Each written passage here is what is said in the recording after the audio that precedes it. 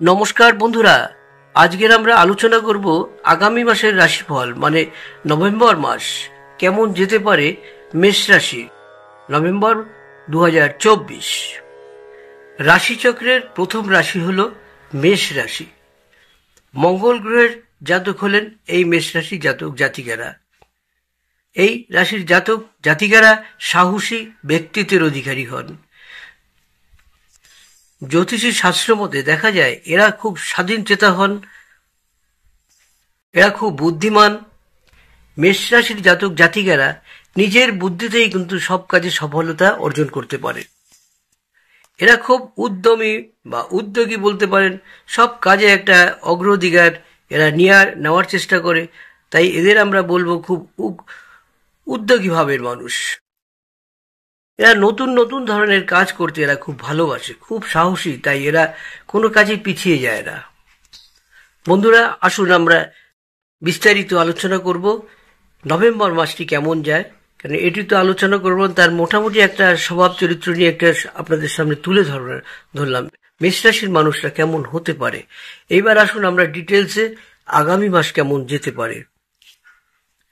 আর বিস্তারিত আলোচনা করার পূর্বেই একটা অনুরোধ করব বন্ধুরা, যারা আমার এই ভিডিওটি দেখছেন একদম কেটে কেটে দেখবেন না, আমি অনেক কিছু দিয়ে দেবো। প্রতিটি ক্ষেত্রে একটি বিপদ যদি আসে, সেই বিপদের জন্য আপনি কি করবেন, শেষের দিকে তো আমি কিছু উপায় আপনাদের বলবো, আর সেই বিপদের জন্য আপনি কি করবেন সেটাও কিন্তু আপনাদের বলে দেব।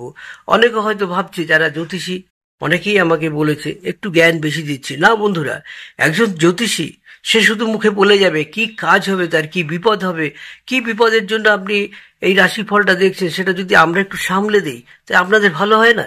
সুতরাং আমি আপনাদের যেমন বিপদ আসে সঙ্গে সঙ্গে বিপদের একটা রিমেডি ওই সময় বলবো, আর লাস্টে আপনাদের টোটকাও আপনাদের জানিয়ে দেবো, যেগুলো করলে অবধারিত আপনি ফল পাবেন, এবং কিছু স্টোনের কথাও বলবো, আরো অনেক কিছু আপনাদের সামনে তুলে ধরবো।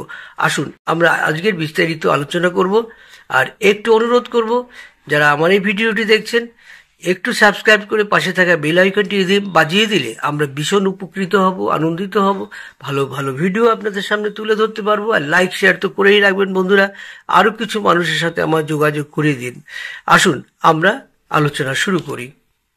যারা মেষ রাশির মানুষ রয়েছেন তারা কিন্তু এই মাসে মানে 2024 সালের নভেম্বরে এইসব জাতক জাতিকেরা কর্মজীবনের নানা দিক থেকে নানা রকম সুযোগ সুবিধা পাবেন। ভাগ্য খুবই ভালো বলা যেতে পারে। এই মাসের আপনি আপনার কর্মজীবনে বাস্তব অভিজ্ঞতা অর্জন করতে পারবেন। বন্ধুরা, যারা চাকরি করছেন এই সময় কিন্তু আপনারা পদোন্নতি যেমন পাবেন এবং বিভিন্ন সুযোগ সুবিধাগুলো আপনার এসে যাবে। বন্ধুরা, আরো একটি সুখবর, যারা ব্যবসা করছেন এই রাশির ব্যক্তিরা তারা কিন্তু একজন বিখ্যাত ব্যবসায়ী হয়ে উঠবেন। নভেম্বর মাসটি 15ই নভেম্বরের পরে 2024 সালের 15ই নভেম্বরের পরে আপনার কিন্তু আরো বেশি ভালো যাবে মাসটি। বন্ধুরা, যারা বিদেশে যাওয়ার ইচ্ছা রয়েছে তারা কিন্তু এই সময় বিদেশে যাওয়ারও একটা সুযোগ পাবেন এবং ভালো পড়াশোনা করবেন, সেখানে পড়াশোনায় আপনি অনেকটা নাম করতে পারবেন। বন্ধুরা, যারা মেষ রাশির রয়েছেন তাদের কিন্তু পারিবারিক জীবনে একটু ওঠাপড়া থাকবে, এত ঘাবড়াবার কিছু নাই। আমরা যে উপায়গুলো দেব সেগুলো দেখবেন। আর এই সঙ্গে সঙ্গে আর একটা উপায় বলে দিই, হাসি মুখে সেই সব চ্যালেঞ্জগুলো নেবেন, দেখবেন আপনি এগিয়ে যাবেন। জীবন সাথীর সাথে বা আপনার পরিবারের সাথে একটা মতভেদ আসবে, মতভেদ হবে, যা আপনার পক্ষে একটু কষ্টকর হবে, কিন্তু বন্ধুরা একটু ধৈর্য ধরুন, আপনারা ভালো থাকবেন।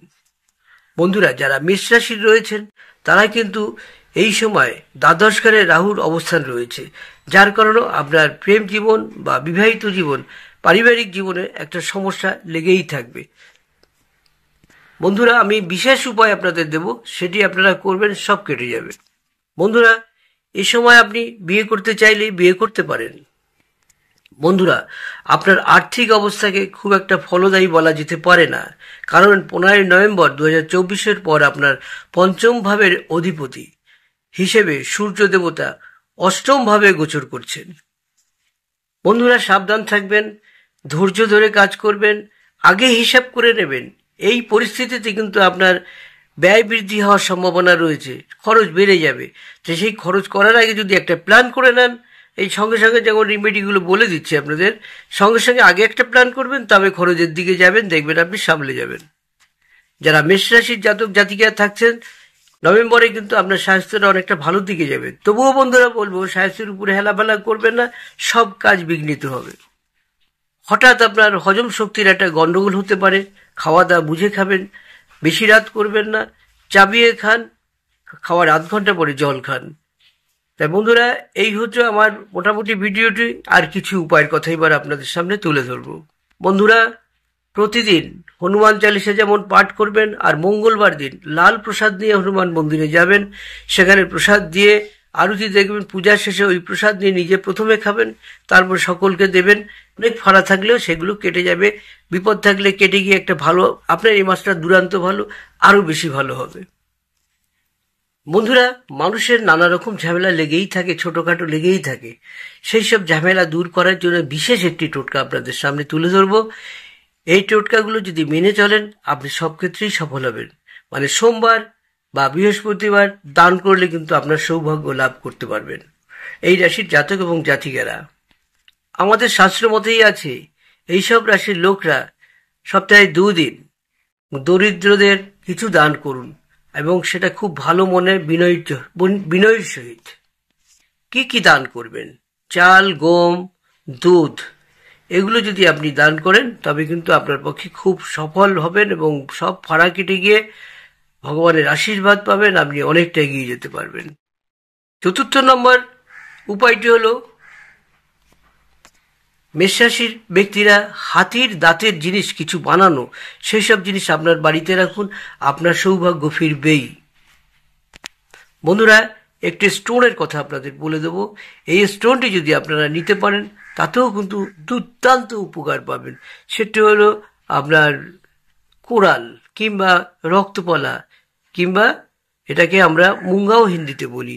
এই পাথরটি নিতে পারলে কিন্তু আপনারা ধন সম্পত্তি, ব্যবসা, সব চাকুরি, সব ক্ষেত্রেই কিন্তু একটা ভালো জায়গা তৈরি করতে পারবেন। এটি যদি নিতে পারেন, 10 রতি 25 বছরের উপর হলে 10 রতি, 25 বছরের নিচে হলে 6-7 রতি পড়লেও হয়ে যাবে। পড়বেন কোন আঙুলে পড়বেন? অনামিকা আঙ্গুলে পড়বেন, ডান হাতের অনামিকা আঙ্গুলে। তা বন্ধুরা, আজকের এখানেই শেষ করব। আর একবার একটা অনুরোধ করব বন্ধুরা, প্লিজ একটু সাবস্ক্রাইব করে পাশে থাকা বেল আইকনটি বাজিয়ে দিলে ভীষণ উপকৃত হব। সেই সঙ্গে আমি অনেক মোটিভেটেড হব, যাতে আপনাদের সামনে আরো সুন্দর সুন্দর ভিডিও তুলে ধরতে পারি। তবে শেষ কথা আর একটা বলি বন্ধুরা, আমরা কিন্তু জ্যোতিষী শাস্ত্র ঘেটেই আপনাদের জানাই।